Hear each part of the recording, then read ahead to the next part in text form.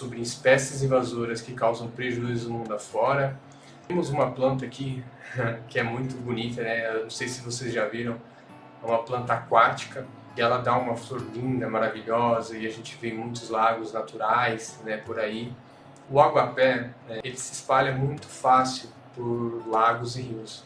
Não sei se vocês já chegaram a ver algum, mas tem lugares, principalmente em barragens hidrelétricas, que elas acumulam, né? E esse acúmulo de plantas ali são problemas para a hidrelétrica. E, fora isso, elas causam problema também para a fauna de rios e lagos, né? Que seria a ictiofauna, peixes, crustáceos e outros animais que habitam a água. Essa planta que é nativa da Bacia do Sul, do Amazonas e também do Rio da Prata, ela acabou com um lago inteiro, né, em Vitória, na África, que era um importante recurso pesqueiro dos povos que viviam ali, porque ela impediu, né, a passagem de luz e oxigenação na água. Então as tilápias que tinha, né, esse lago, acabou que morreram praticamente todas, né? Não suportou a falta de oxigenação e passagem de luz. Porque assim, um problema que essa planta causa, além desses, é a dificuldade de você retirar, né? A dificuldade que você tem para manejar ela depois que ela está em grandes abundâncias. Quando você tem um lugar que é equipado, conforme igual tem muitas barragens, que você tem barcos, redes para conter isso, fazer essa retirada, fica um pouquinho mais fácil, mas mesmo assim é muito dificultoso, porque às vezes ela acumula em certos pontos do rio e na hora que você vê, acumulam todas perto de uma barragem. Então é um grande problema. Também causa danos à produção de energia, né? Igual eu falei, questão da hidrelétrica, porque se ela atrapalha, né, ali no sistema funcional, ela não deixa a hidroelétrica produzir energia, tá? E também ela causa problema no suprimento de água. O aguapé é uma espécie de planta invasora mais disseminada pelo mundo. Então, às vezes a gente acha que, né, por exemplo, eu trabalho com arborização urbana. Tem muitas espécies que a gente vê que não é nativa brasileira. E até algumas que são, e também fazem o quê? Causam problemas por serem invasoras, né? Mas das exóticas, né, que não são brasileiras, por exemplo, temos a ficus, que é uma árvore super agressiva, a momo, temos também a leucena, então são árvores que dominam, que substituem a vegetação nativa, né? Em determinados espaços elas acabam sendo tem um crescimento muito rápido, igual a leucena, ela tem ela expele, né, um tipo de química no solo que ele faz com que as outras plantas não cresçam próximo a ela, né, que é um poder alelopático, ele não permite que nada cresça em volta. Então é um grande problema. Como está no texto lá do blog, é uma planta muito disseminada pelo mundo. Ela já é encontrada em 74 regiões, segundo o relatório, né, que está ligada à Organização das Nações Unidas. Aqui tem um comentário que é bem interessante, da questão da pesquisa. É um resultado de esforço de 4 anos por mais de 3 dezenas de autores, inclusive alguns brasileiros, conta o biólogo Ricardo Pinto Coelho, aposentado como professor da Universidade Federal de Minas Gerais, a UFMG. Então, eles criaram um documento, né, que ajuda os governos sobre as decisões políticas e públicas. Além de exportar as espécies, as Américas também sofrem invasões. No ambiente aquático, que ele conhece bem, né, nas águas brasileiras tem causado problemas não só para a aquicultura, mas também no sistema de operação das usinas, onde ficam incrustados nos sistemas de refrigeração. Ele ressalta o caso do microcrustáceo africano, né, que também invadiu os principais reservatórios de toda a bacia do Tietê e do Rio Grande. Ele é um hospedeiro intermediário de uma filariose muito importante. Então, se uma pessoa com esse parasita se banhar nesses reservatórios, poderá introduzir a doença no Brasil. Olha que perigo, né? A gente tem aí, então, uma chance de trazer uma doença para o Brasil através de espécies invasoras, né? Então, um outro exemplo destacado no relatório é o mosquito Aedes aegypti, que é o terror da saúde pública, né? Transmite os agentes causadores das doenças do Zika, chikungunya, causa microcefalia e tudo mais. Então são várias doenças que esse mosquito transmite. Ele é originário da África, e aí ele comenta que deve ser introduzido na América do Sul durante o período colonial, provavelmente de carona com o tráfico de escravizados. Muitas pessoas acham que esse mosquito, né, é nativo brasileiro, mas praticamente pode-se dizer que sim, porque ele está aqui há tanto tempo que até muitas pessoas, muitas famílias, muitas comunidades. O mosquito ele já faz parte do nosso ecossistema. E o grande problema é que ele causa doenças.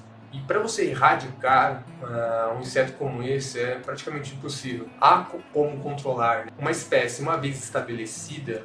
Para você retirar ela do seu ecossistema onde ela já se adaptou é muito complicado, né?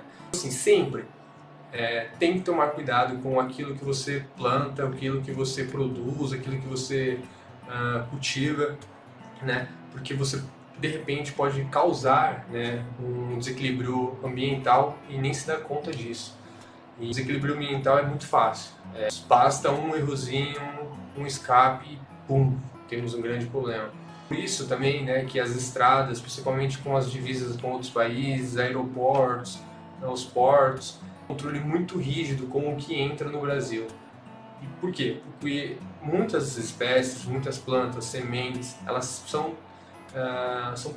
oferecem um risco, né, de invasão muito grande, de substituir o que a gente tem aqui. Então, algumas espécies elas não devem, de forma alguma, se produzir ou propagar em outros países, porque elas podem se adaptar muito bem e, no final, vai ser um grande prejuízo socioeconômico, né? Porque tem lugar que algumas espécies invadem e, para acabar é super complicado. Por exemplo, o que eu gosto de citar muito é a leucena, que algumas áreas elas sentem tanto que para você derrubar aquilo é muito gasto de dinheiro, é complicado, não é simplesmente cortar, né, tem que fazer um estudo prévio. Então, ela tem umas capacidades assim, de semente muito grande na camada do solo. Então, assim, se você cortou aquilo, você vai ter que retirar os tocos, revirar o solo, já vir com plantas, com coisas para poder cobrir a própria leucena. Então, é muito complicado. Invasões também podem acontecer e causar danos dentro do próprio continente, né? Às vezes você acha que, se eu trazer uma planta da Amazônia e vou plantar ali no meu sítio, né? De repente essa planta pode ser invasora, se você não souber como ela se comporta. Então, pode causar problemas, né? Então é sempre bom você, se você está num espaço, num convívio de um ecossistema, por exemplo, da Mata Atlântica, e aí você quer trazer uma espécie do Pantanal, que não ocorre naquele espaço de Mata Atlântica, de repente aquela planta que vem do Pantanal pode gostar tanto do ambiente que ela começa a dominar as outras, né? Então é um perigo. O pesquisador também destaca, né, conta que uma espécie de piranha da bacia da Amazônica se disseminou em lagos do Rio Doce. Então, a gente tem um peixe, né, que é da Amazônia, se estabelecendo na região sudeste do país, né, no Rio Doce. E o Rio Doce, assim, aqui não destaca exatamente qual estado, mas ele passa tanto por Minas Gerais como o Espírito Santo. E aí, né, temos uma piranha no sudeste. E isso causou um fenômeno ecológico chamado de cascata trófica invertida. Como a piranha elimina praticamente toda a fauna de peixes nativa, não resta quem consuma a matéria orgânica produzida pelas algas, o lago se torna verde. Um processo de poluição natural que prejudica todos o ecossistema. Imagina, um peixe carnívoro, ele chega num espaço que simplesmente ele vai ser o dono daquilo, consome todas as outras espécies, né? E aí causa um desequilíbrio ambiental, como relatado aqui. O relatório afirma que atividades humanas causaram a disseminação pelo mundo de mais de 37 mil espécies de plantas, animais e micro-organismos, com papel central em 60% das extinções globais. Em 2019, o impacto econômico das espécies invasoras ultrapassou 423 bilhões anuais, cerca de 2 trilhões. O levanto da IPBES foi realizado por 86 especialistas de 49 países, que trabalharam por quase 5 anos. analisando publicações científicas e contribuições de povos indígenas em comunidades locais.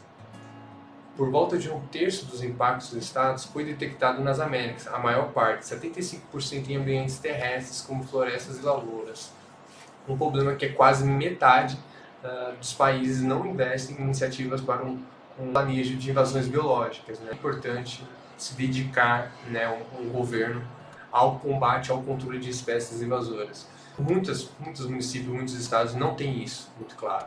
São Paulo, a capital, por exemplo, ela tem algumas listas ali de espécies invasoras, mas ela não é assim, um ponto máximo de tipo motivo para você cortar a árvore, por exemplo.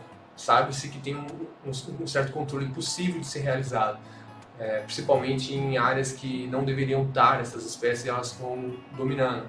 Por exemplo, tem uma espécie de palmeira chamada palmeira serra-forte, que ela entra em ecossistemas, em matas, em florestas, fragmentos florestais até bem estabelecidos, e começam a dominar e produzir muitas sementes, e quando você vê, se espalhou por todo o fragmento, por toda a floresta. E aí, para você fazer o controle dessa palmeira, começa a ficar complicado, porque simplesmente ela toma espaço de outras plantas. Por exemplo, na Mata Atlântica, principalmente na Costa do Mar, a gente tem o palmito jussara, uma espécie ameaçada de extinção. Ele é protegido. Porém, notícias, né, tem estudos demonstrando que essa palmeira serra-forte já está dominando os espaços onde deveriam ter essas palmeiras jussaras. Então, de repente, um espaço que deveria estar nascendo uma nova palmeira nativa, acaba que a palmeira exótica invasora domina aquele espaço. Né, continuando o texto aqui, preconiza 3 linhas de defesa: prevenção, erradicação e, em último caso, contenção.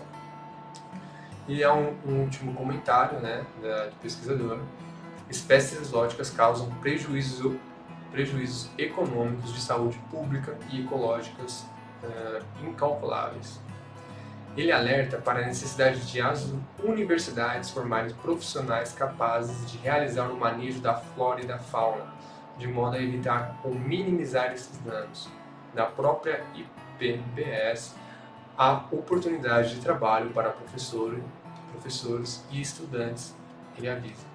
Então, para quem se interessa dentro do assunto, tudo, é possível estar trabalhando com esse pessoal, né, diretamente para fazer esse controle de espécies exóticas invasoras que causam, né, prejuízos aí inestimáveis muitas vezes. Essa publicação, né, ela é retirada da revista FAPESP, né, então é um artigo científico que está por trás.